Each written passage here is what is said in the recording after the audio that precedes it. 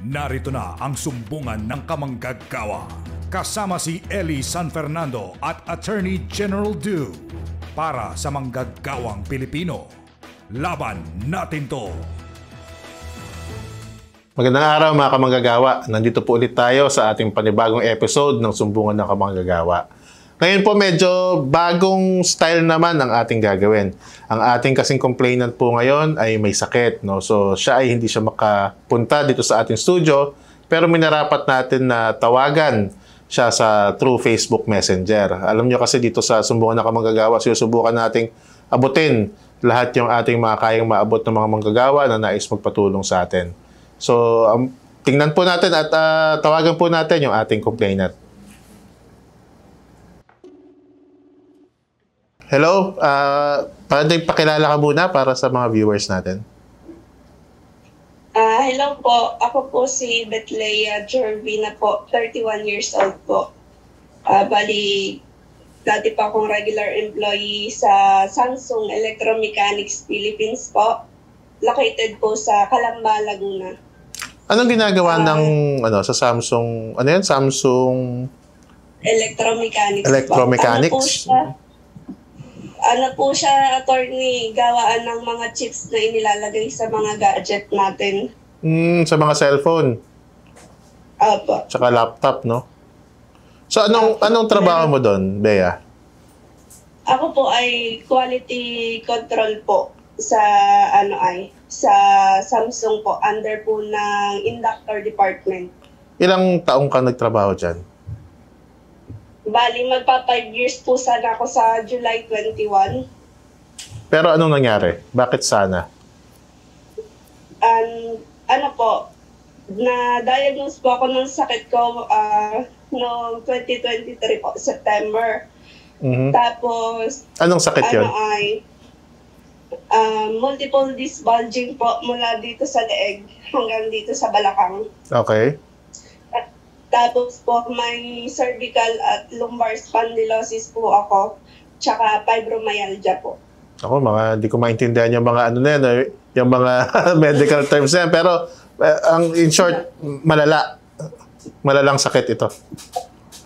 Opo, sabi po ng doktor ko, isang maling galaw ko lang, isang maling activity ko lang, pwede akong malumpo.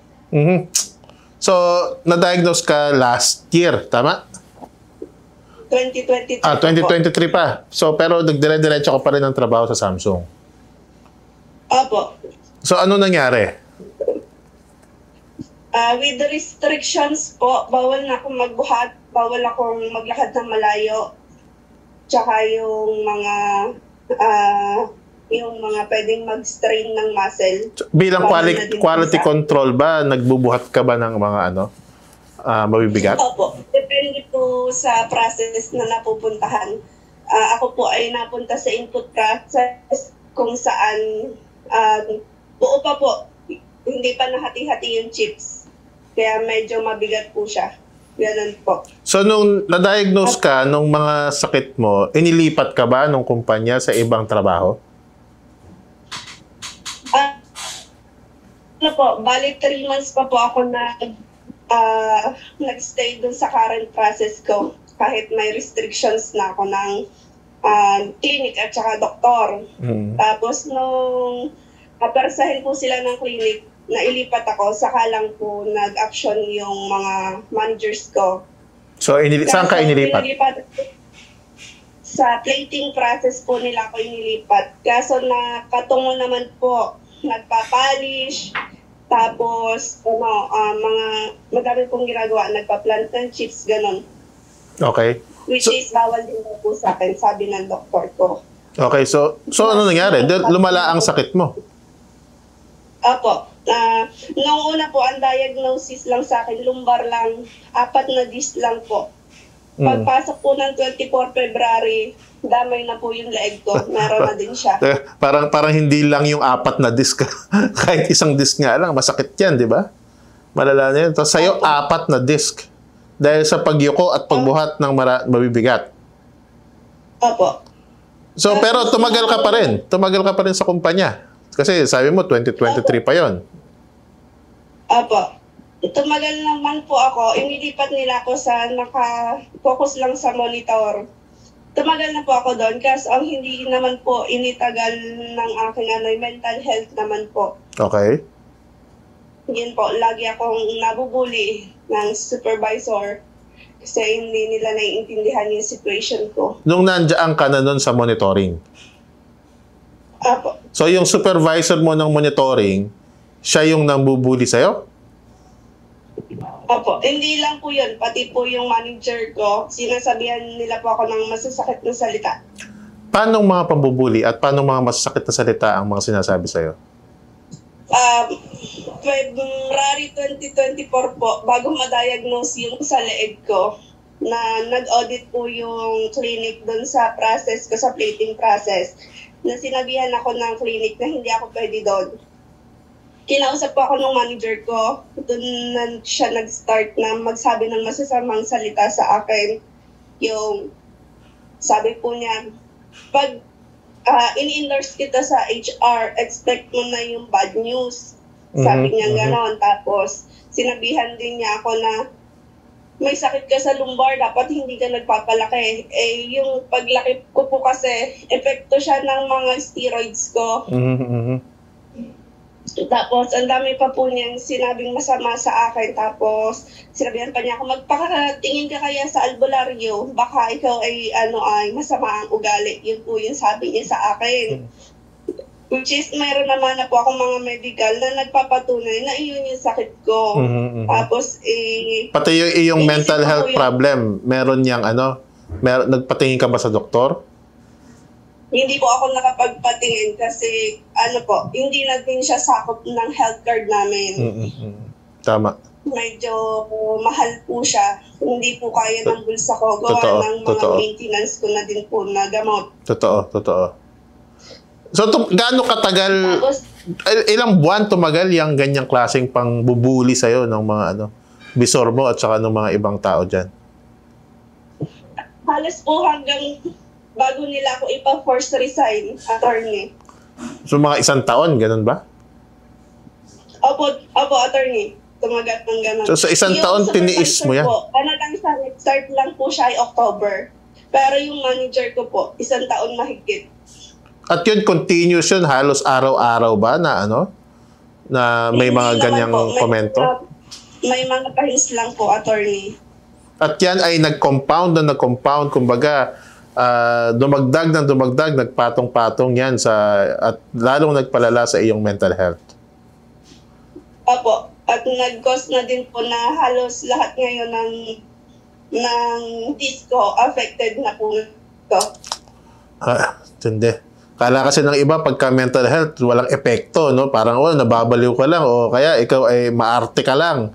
Pero hindi alam ng mga tao na kapareho ng mga ibang sakit, tulad ng diabetes, tulad ng cancer, hindi wala ka naman choice sa mental health. The brain is just like any other organ of the body, which could get sick. Ganun lang naman yan eh. Marami pang hindi educated kasi sa mental health natin.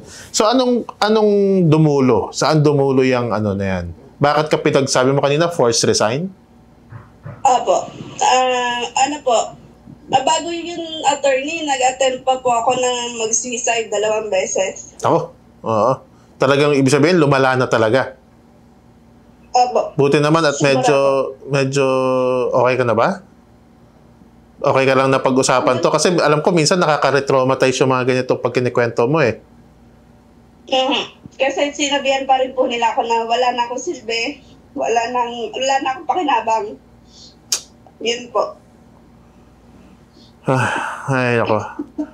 So, kailan itong pinag-force resign ka nila?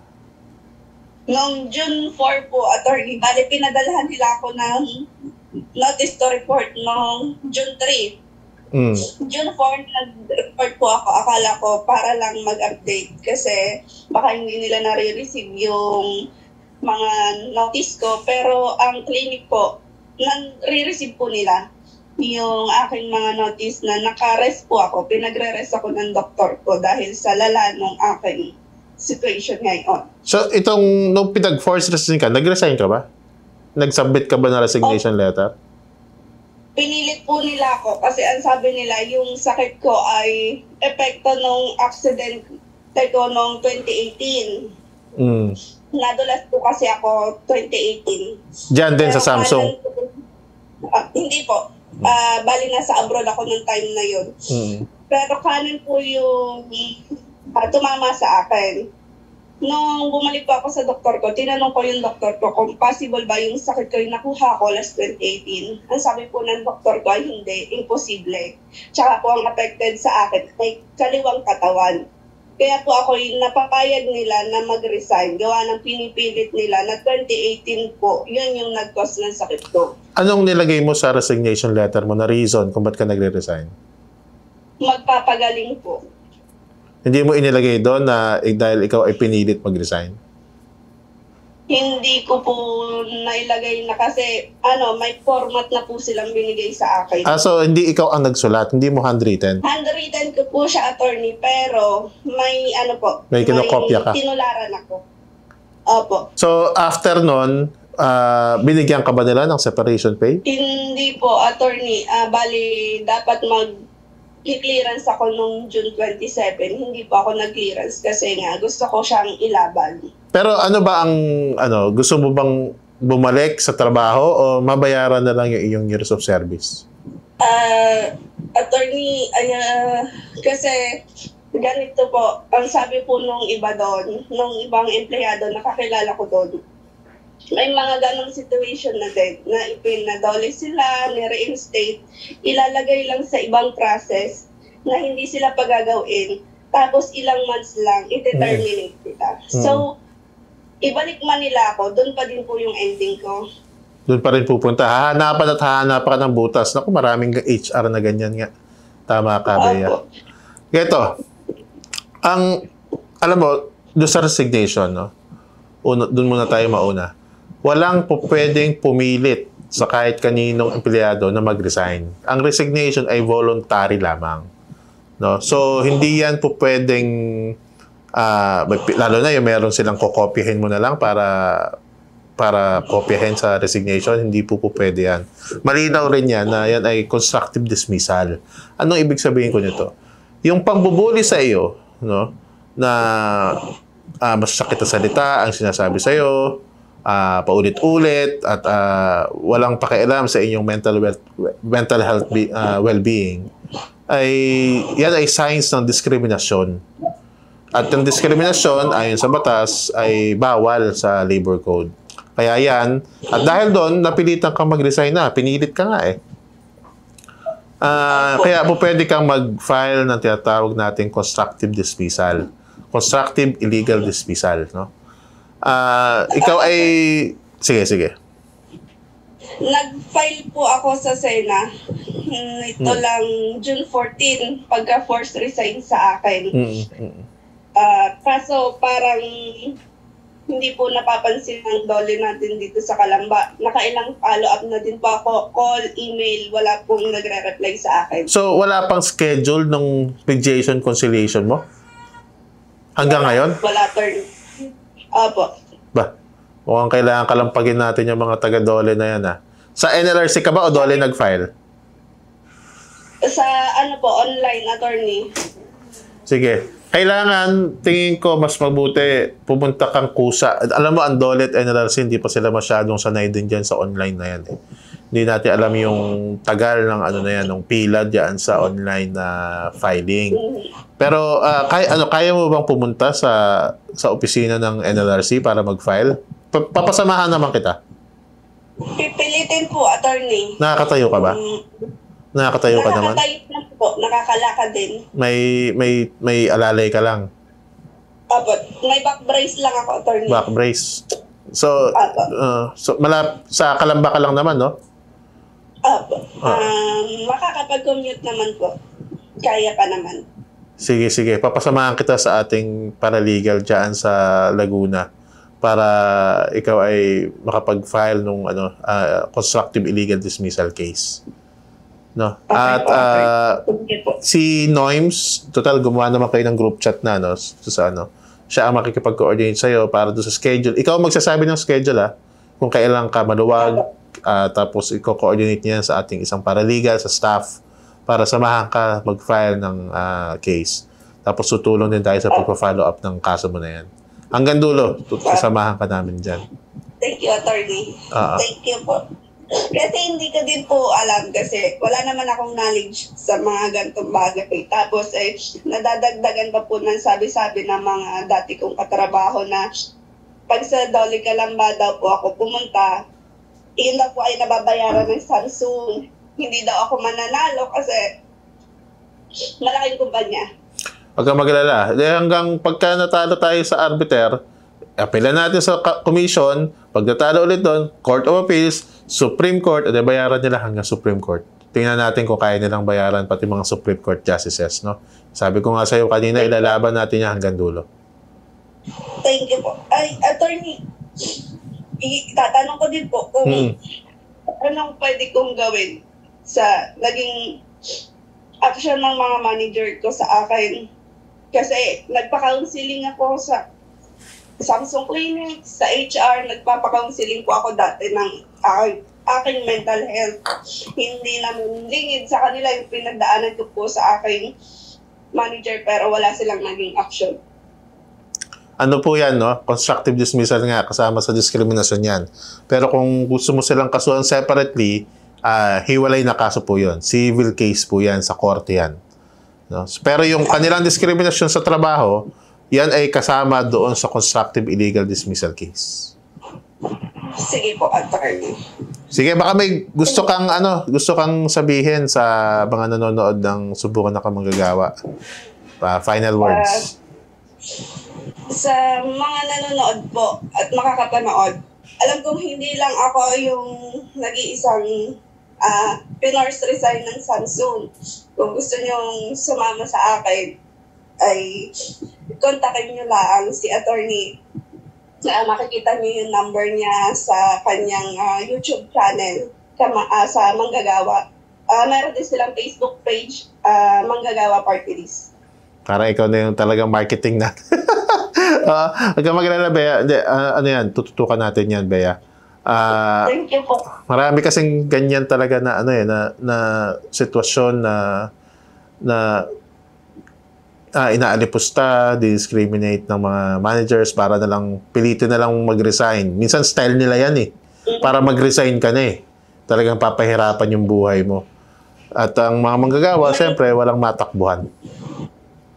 May mga kilala nga po ako, attorney, yung may mga 50 failures sa amin, 2 years nang din nakakapasok, di naman nila pino-force resign. Tinanong ko sa kanila yon, ang sagot nila sa akin ay depende sa management.